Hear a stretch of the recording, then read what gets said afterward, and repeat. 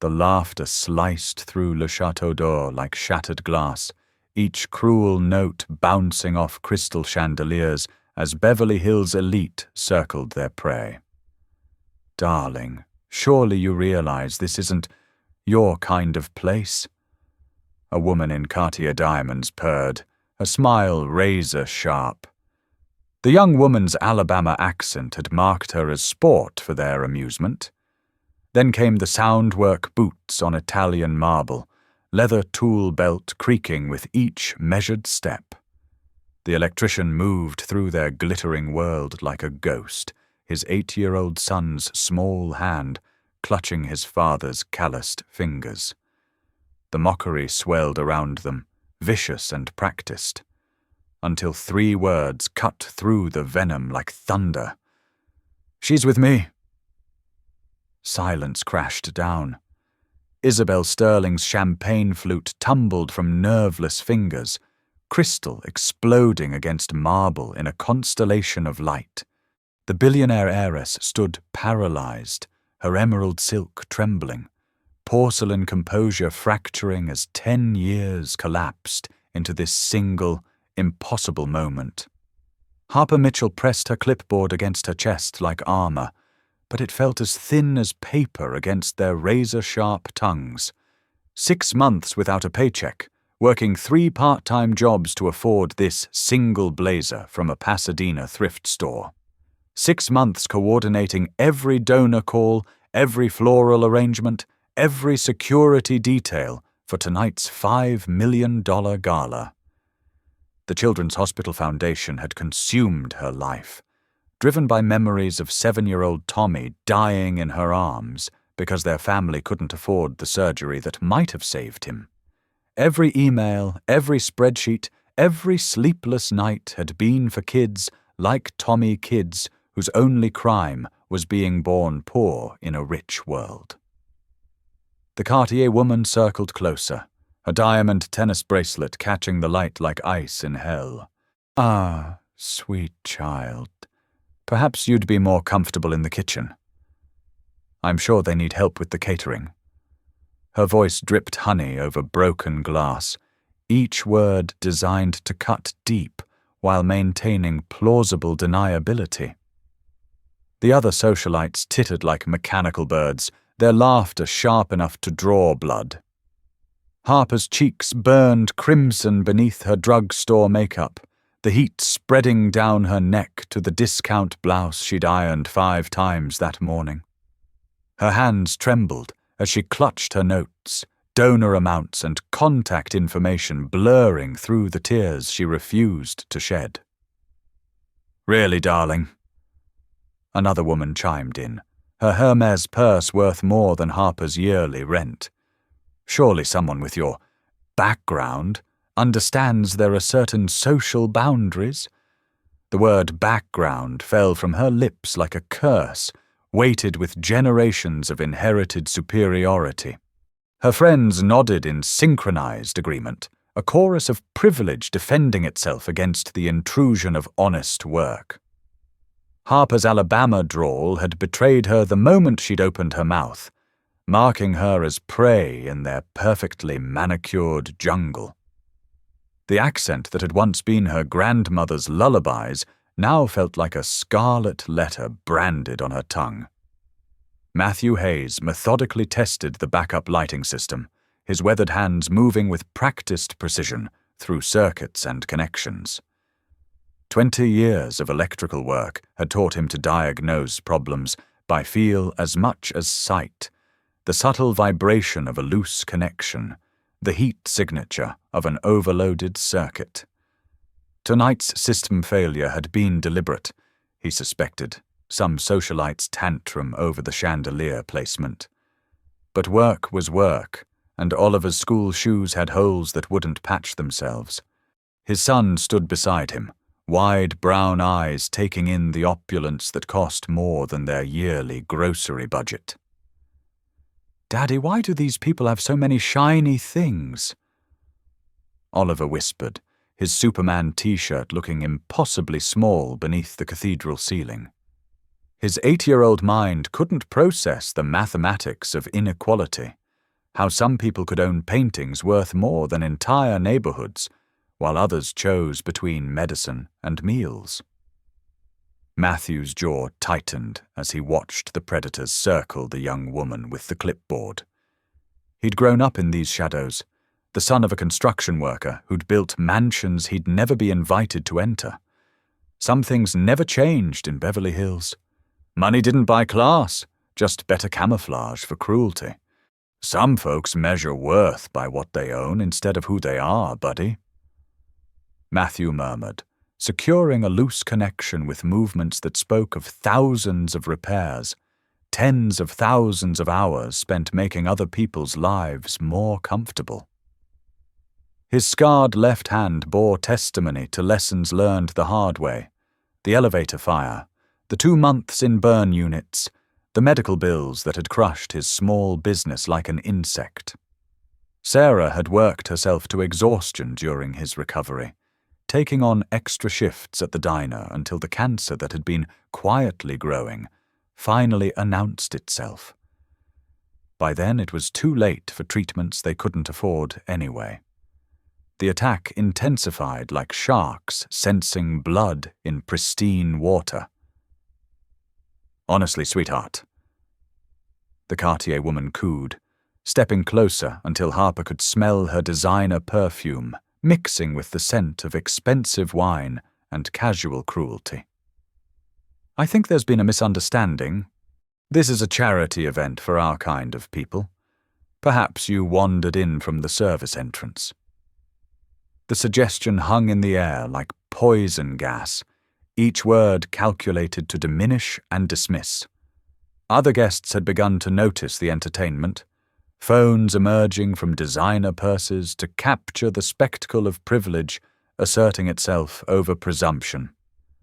Harper's chin quivered as she thought of the spreadsheet on her laptop, hundreds of donor contacts cultivated over months of careful relationship building, phone calls made during lunch breaks from her morning job at the coffee shop, research conducted late into the night after her evening shift at the bookstore. She'd memorized the name of every major contributor, their preferred contact methods, their children's names, their philanthropic histories. The Foundation's success tonight depended on connections she'd built through sheer determination, one conversation at a time, one relationship at a time. Now they treated her like an intruder in the world she'd helped create. "Mom, I coordinated this entire event," Harper said, her voice steady despite the tremor in her hands. "Every vendor, every donation, every detail you see tonight." She gestured towards the elegant table settings, the perfectly arranged flowers, the auction displays showcasing artwork donated by Beverly Hills galleries. "I've been working on this for 6 months without pay because I believe in helping sick children." Her words carried the quiet dignity of someone who'd never had luxury, but had never lost her principles. The socialites exchanged glances, their amusement growing as they sensed deeper vulnerability beneath her professional facade. "Oh, how precious!" A third woman joined the circle, her plastic surgery stretched tight over bones that would never know honest labor. "The little volunteer thinks she belongs with the actual donors. Tell me, dear, exactly how much did your family contribute to tonight's cause?"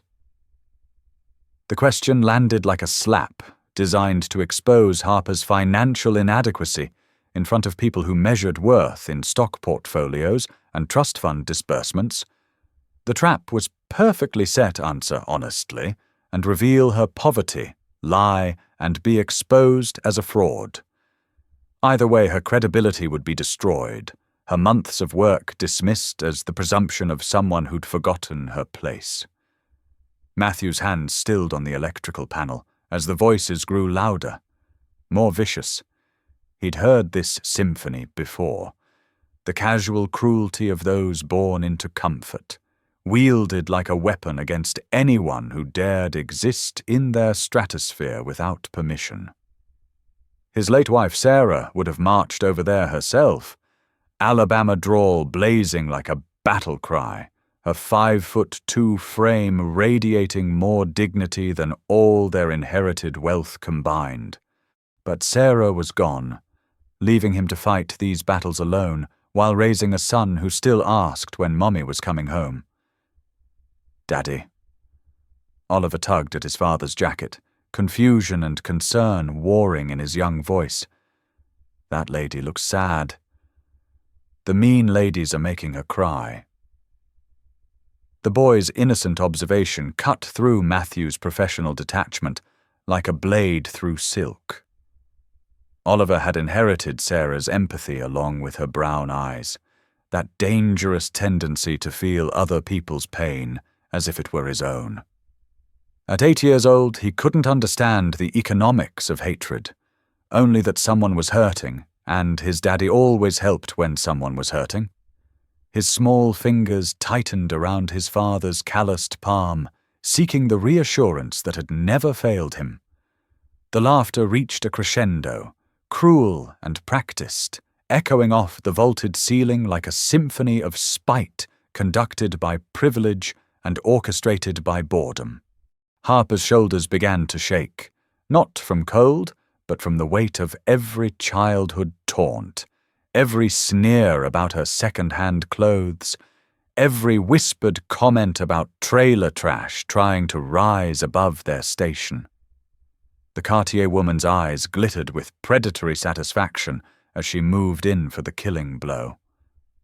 "I think Ms. Sterling would agree that maintaining standards is absolutely crucial for events of this caliber. We simply cannot have inappropriate elements compromising the Foundation's reputation. Perhaps security could escort our little volunteer back to wherever she came from," another voice suggested with false concern, the words wrapped in silk but sharp as broken glass. "Before any donors notice the awkwardness of the situation." The suggestion rippled through their circle like wildfire, each woman adding her agreement to the chorus of manufactured outrage. They'd found their evening's entertainment, their reminder of their own superiority, their opportunity to flex the social muscles that money had bought them. Harper took a step backward, her retreat music to their ears, her defeat sweeter than the champagne they'd been sipping. The circle tightened around their prey with the precision of wolves who'd learned to hunt in packs, their designer gowns rustling like predator wings.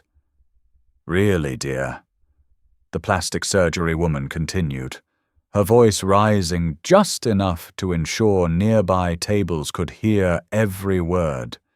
"Surely you understand that these events require a certain pedigree.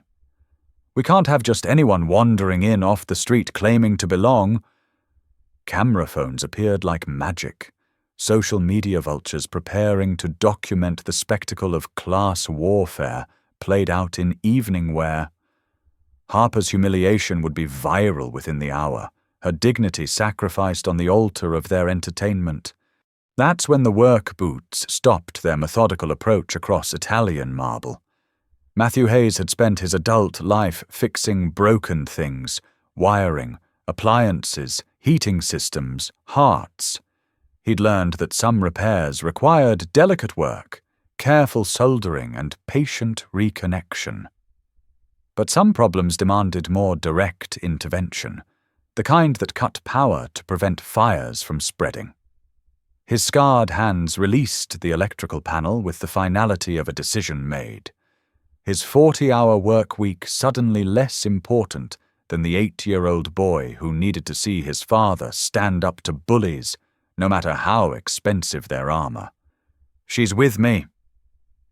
The 3 words cut through their symphony like a sword through silk, each syllable carrying the quiet authority of someone who'd never needed to prove his worth through cruelty. Every head turned toward the man in work boots, his presence shifting the room's gravity like a planet entering orbit. Matthew Hayes stepped forward, his weathered denim jacket and faded jeans suddenly more impressive than all their designer glory, Oliver still clinging to his hand like an anchor in a storm of adult confusion. His blue eyes, the color of winter storms, swept across the circle of predators with unmistakable judgment. The socialites' laughter died as if someone had thrown a switch, their confident cruelty withering under the steady gaze of someone who'd earned his place in the world through sacrifice rather than inheritance. Matthew's tool belt caught the chandelier light, each worn instrument a testament to honest labor in a room full of purchased prestige. His scarred left hand bore marks that spoke of sacrifices these people would never understand. Prices paid in flesh and blood for the privilege of helping strangers. The electrician who'd come to fix their precious lighting system now stood revealed as something infinitely more dangerous to their world view, a man who measured worth by character instead of credit scores. Isabelle Sterling's champagne glass slipped from fingers that had once signed $100 million acquisitions without trembling, crystal exploding against the marble floor in a cascade of light and sound that seemed to shatter more than just glass. Her emerald Valentino gown, worth more than most people's annual salaries, suddenly felt like a costume in a play she no longer remembered auditioning for. Those hands, those scars, the way he held his child with protective tenderness that spoke of lessons learned through loss. 10 years collapsed into heartbeats, and she was 18 again, trapped in smoke and flames, certain she would die in that elevator shaft between floors of a condemned building. The memory hit her like a physical blow, driving the breath from her lungs and the strength from her knees. Calloused hands reaching through hellfire, a young electrician's voice promising everything would be okay, even as the building burned around them. The smell of smoke and melting plastic, the heat that had seemed to melt her very bones, the terror that had consumed her until those scarred hands had pulled her toward life instead of death. She'd spent months in the hospital afterward, her family's lawyers ensuring the incident was kept quiet, the hero's identity lost in bureaucratic shuffle and deliberate obscurity. Private investigators had found nothing. The young man who'd saved her had vanished into the anonymity of the working class. "Excuse me," the Cartier woman began, her voice climbing toward hysteria as she registered the shift in the room's atmosphere. The way other guests had begun to notice their confrontation and the unexpected addition of a man whose very presence seemed to judge their behavior and find it wanting. But I hardly think a tradesman has any business interfering in matters of social propriety. Her diamonds caught the light like armor, but her confidence was cracking like ice in spring. The words tradesman fell from her lips like an accusation, weighted with generations of inherited superiority that had never been challenged by someone who wore his worth in scars instead of stock options. Matthew's steady gaze never wavered, his silence more powerful than any argument could have been. He'd learned long ago that bullies always revealed themselves when challenged, their cruelty evaporating under the spotlight of scrutiny like vampires facing sunrise.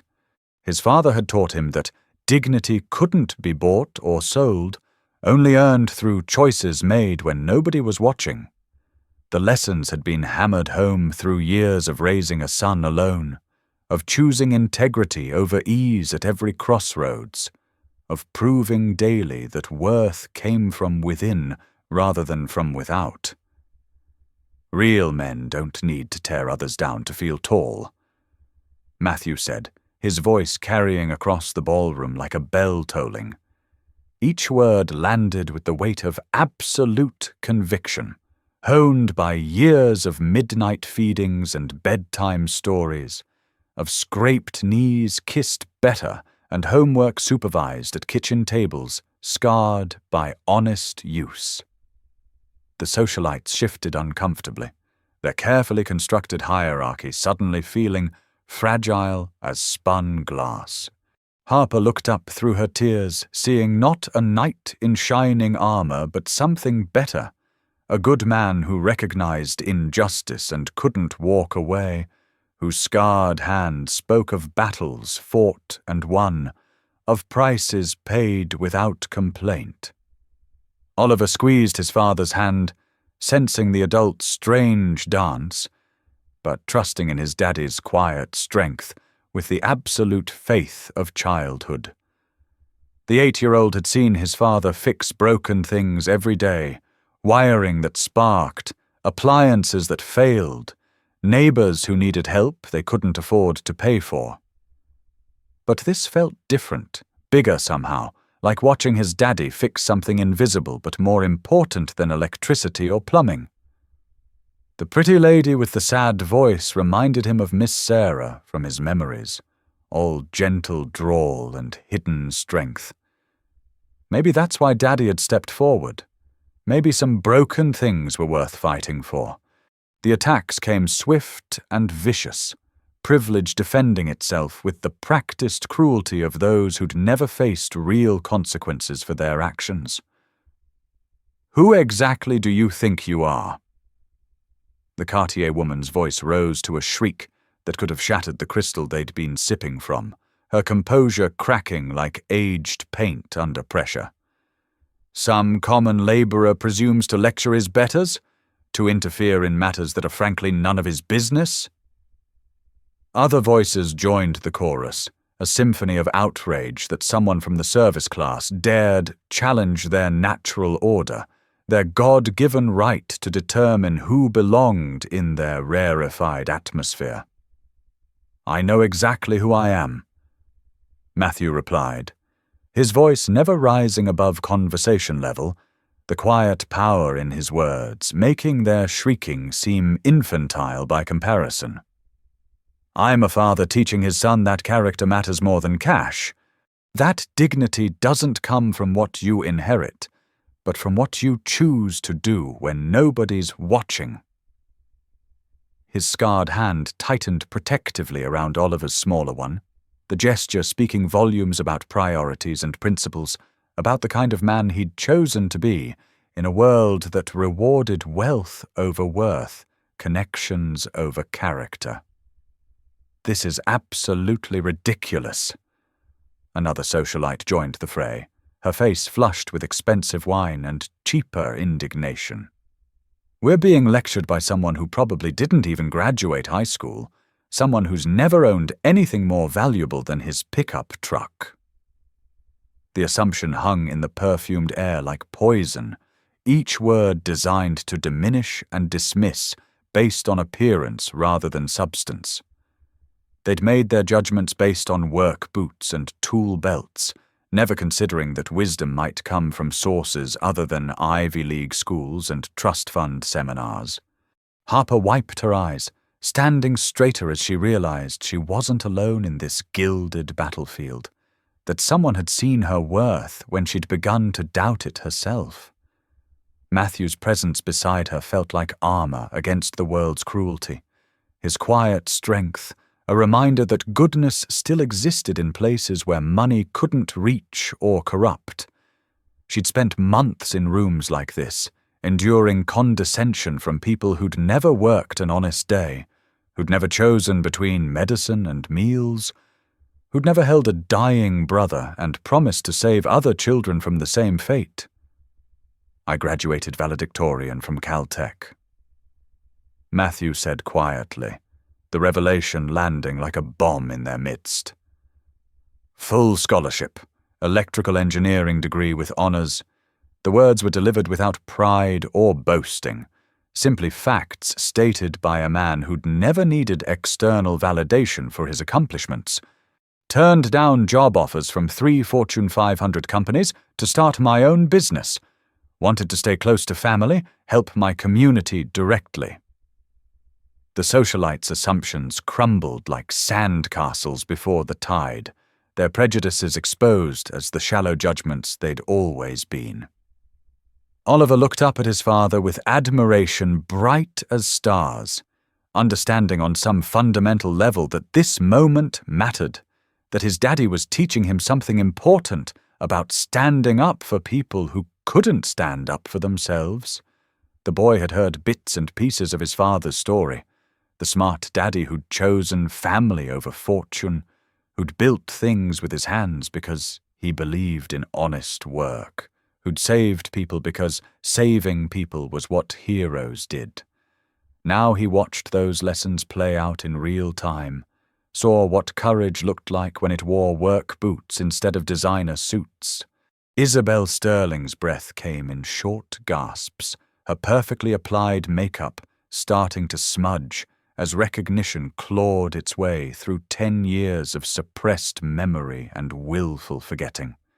The elevator, the smoke, the flames licking at her 18-year-old skin as she screamed for help that would never come. Except it had come, in the form of a young electrician who'd appeared like an angel in the suffocating darkness, whose voice had cut through her panic with promises of salvation that had seemed impossible but had proven true. She remembered every detail now, the feel of those hands, already scarred from honest work, as they'd pulled her through twisted metal and choking smoke. The way he'd shielded her body with his own as burning debris fell around them. The sound of his voice, steady and sure, promising her that everything would be okay even as she could see the pain in his eyes, the burns spreading across his arms like angry flowers blooming in hell. He'd carried her to safety and vanished into anonymity, leaving behind only the memory of his sacrifice and the scars she'd glimpsed on his hands as he'd pulled her toward life. "You," she whispered, the word barely audible over the socialites' continued assault, but carrying the weight of 10 years' worth of gratitude and guilt. Her voice cracked like glass under pressure, decades of suppressed emotion pouring out in that single syllable that contained multitudes' recognition, shame, overwhelming debt, the desperate need to finally say thank you to the man who'd given her the privilege of growing up at all. Matthew's storm-blue eyes met hers across the ballroom, and she saw the exact moment recognition dawned in their depths, watched as he remembered the terrified teenager he'd carried through flames at the cost of everything he'd built. The socialites' voices faded to meaningless static as Isabelle Sterling rose on unsteady legs, her composure crumbling like ancient paper exposed to light after decades in darkness. Every eye in the ballroom turned toward the billionaire heiress, watching as tears carved channels through her perfect makeup, as the woman who'd addressed shareholders and world leaders with unshakable confidence couldn't find words adequate for the man who'd given her the chance to become everything she'd become. Her hands shook as she gripped the table's edge, designer gown rustling like autumn leaves in a wind that seemed to blow from another decade. 10 years ago, Isabelle began, her voice barely above a whisper but carrying across the silent ballroom like a prayer, each syllable heavy with gratitude and guilt that had compounded daily like interest on a debt she'd never been able to pay. There was a fire, an old building downtown, condemned and waiting for demolition. I was 18, trapped in an elevator that had stopped between floors. Her words silenced the room completely, the socialites' cruelty evaporating in the face of something real and raw and infinitely more important than their petty prejudices and inherited superiority. Matthew stood perfectly still, his scarred hands resting at his sides, while Oliver pressed against his leg like a shield against the adult storm brewing around them. He remembered that night in perfect detail, the call from dispatch, the building that should have been empty, the screams echoing from the elevator shaft like souls crying from purgatory. Protocol said wait for backup, for proper equipment, for someone else to take the risk. But 18-year-old voices didn't wait for protocol, and Matthew Hayes had never been the kind of man who could stand by while someone else suffered, especially when he had the skills to help. The fire department said it was too dangerous. Isabelle continued, her voice growing stronger with each word, fed by the need to finally tell this story, to finally give credit where credit had been due for a decade. The building was structurally unsound, the elevator shaft full of smoke and burning debris. Every rational person would have waited for specialized equipment, for safer conditions, for someone else to make that choice. Tears flowed freely down her cheeks now, carrying 10 years of suppressed emotion, of gratitude with no recipient, of debt that had haunted her dreams and driven her philanthropy without her ever understanding why. But he didn't wait. She whispered, her gaze locked on Matthew's face with the intensity of someone finally able to repay a debt that had crushed her conscience for years. A young electrician with more courage than sense heard me screaming and decided that protocol mattered less than life. He climbed into that burning shaft with nothing but a flashlight and determination, rappelling down elevator cables while the building burned around him. The ballroom held its collective breath, phones forgotten in manicured hands, as people realized they were witnessing something infinitely more valuable than social media content. They were seeing grace made manifest, heroism revealed, debt finally acknowledged. Matthew's scarred left hand moved instinctively to his tool belt, the unconscious gesture revealing the depth of damage that healing couldn't completely erase.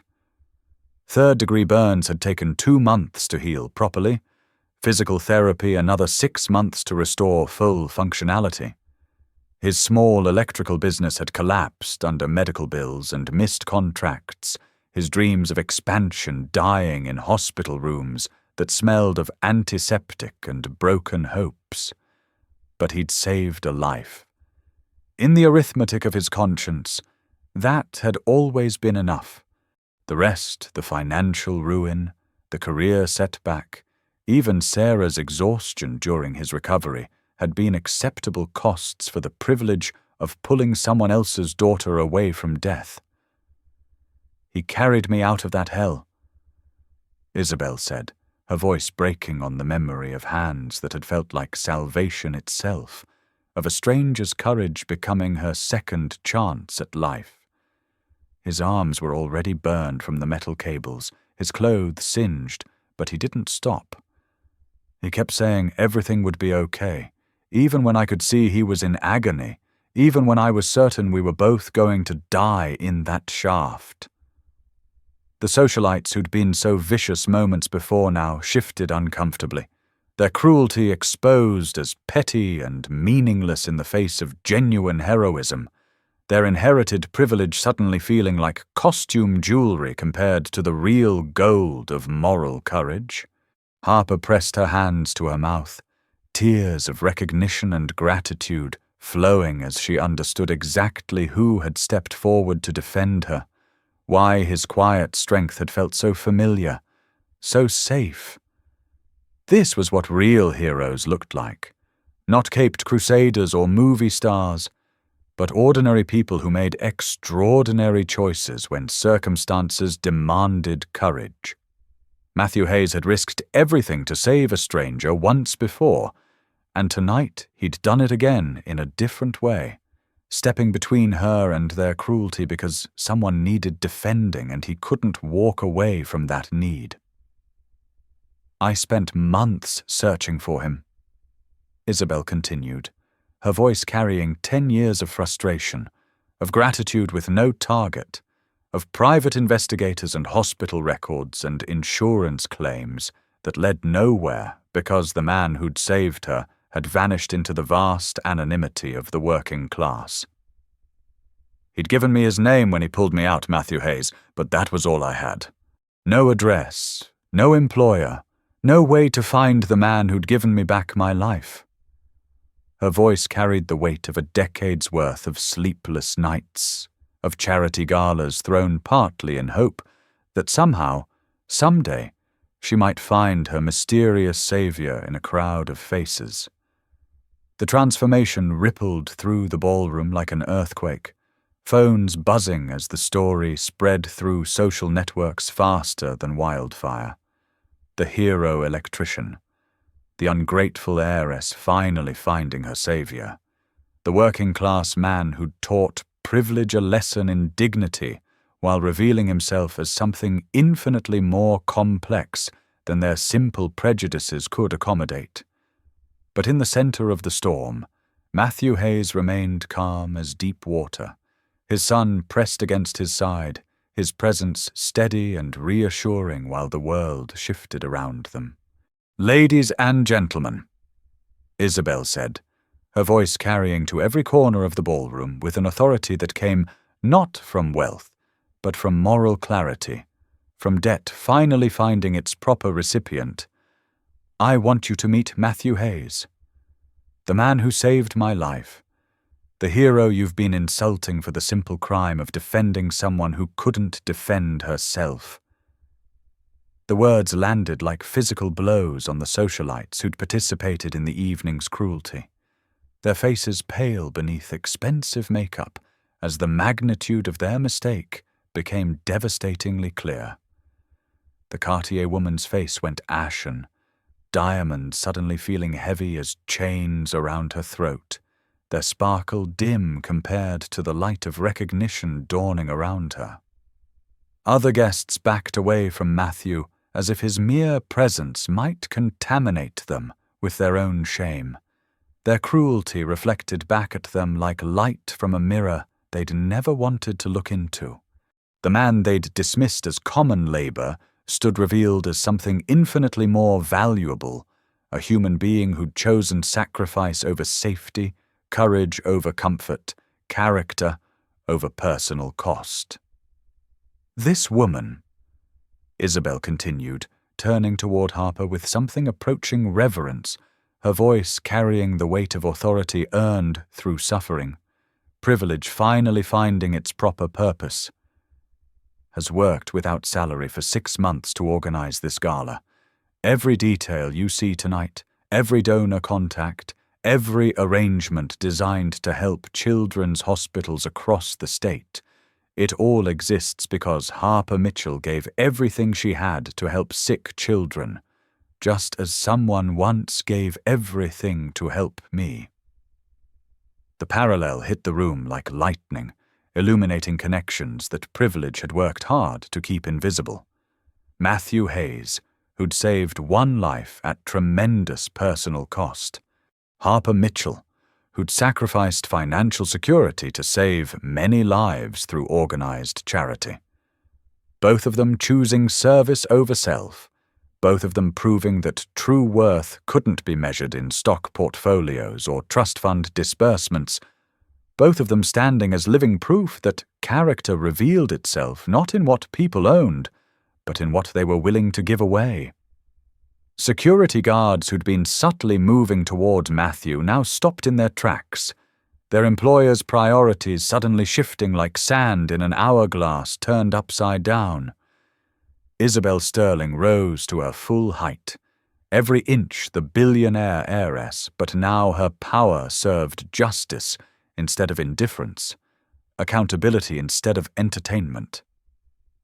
"I want the names of everyone who participated in tonight's performance," she said, her voice carrying deadly quiet that made crystal tremble in its settings. "They're no longer welcome at my events, my establishments, or any charity function I support. Some behaviors are simply unacceptable in civilized society." The socialites who'd been so cruel moments before now looked like children caught stealing cookies, their privilege evaporating under accountability's harsh light like morning fog under summer sun.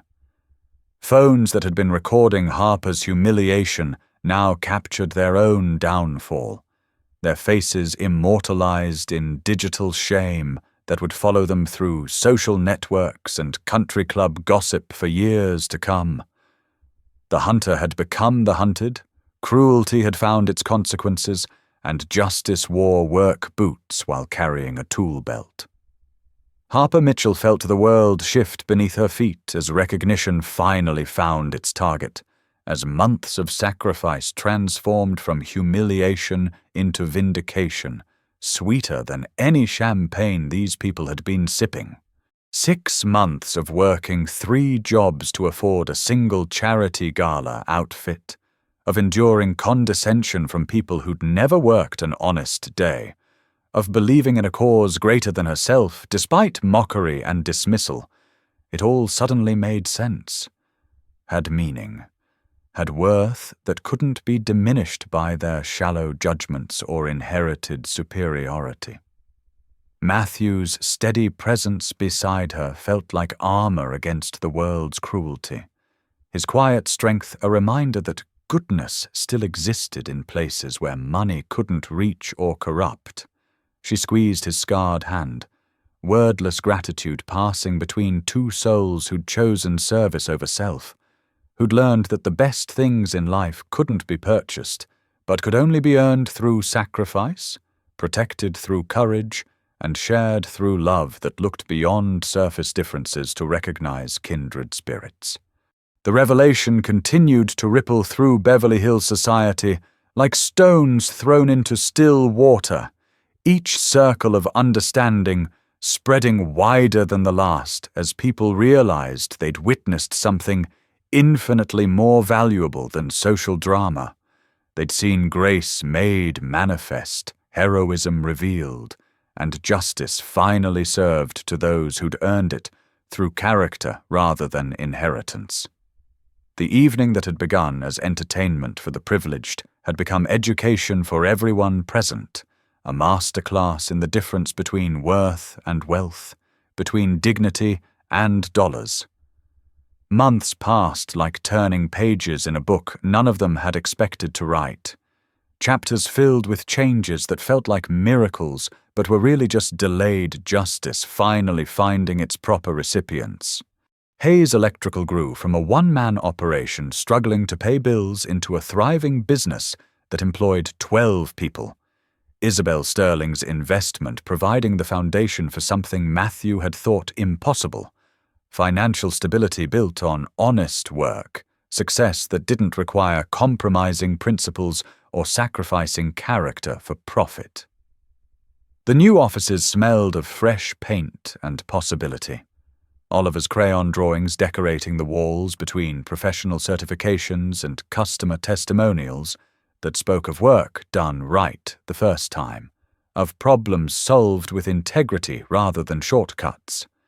Matthew's employees were chosen for character over connections, for reliability over references, for the kind of qualities that couldn't be bought, but could be recognized by someone who'd learned to value substance over surface, worth over wealth.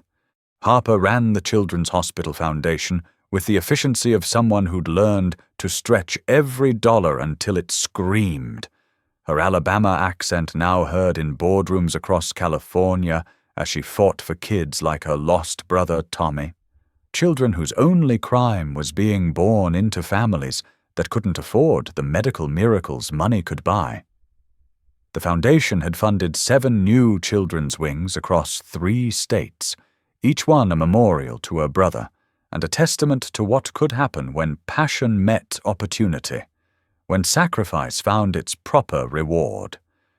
Sunday afternoons found them in Griffith Park, Oliver chasing butterflies while Matthew and Harper shared quiet conversations on sun-warmed benches, their relationship growing like morning light, tentative at first, but gaining strength with each passing day. They'd found something neither had been looking for, but both had desperately needed. Love built not on desperate need, but on mutual respect, shared values, and the understanding that came from surviving storms together, from choosing service over self even when it cost everything. The scars on Matthew's hands had faded to silver lines that caught Harper's gentle touch like precious metal, while her confidence grew with each successful fundraiser, each child saved, each life improved through her tireless advocacy. Oliver called Harper his Alabama Mom, the title carrying more weight than any legal document because it was chosen rather than assigned, earned through daily kindness rather than biological accident, proof that the best families were often built by choice rather than chance. The charity gala that had changed everything became an annual tradition, but with a fundamental difference that spoke to lessons learned and consciences awakened. Working families mixed with inherited wealth, service uniforms earned respect alongside designer gowns, and character mattered more than connections in determining who belonged and who didn't. The guest list was carefully curated not by bank account balances but by contributions to community, by evidence of service over self, by the kind of qualities that couldn't be inherited but could only be developed through conscious choice.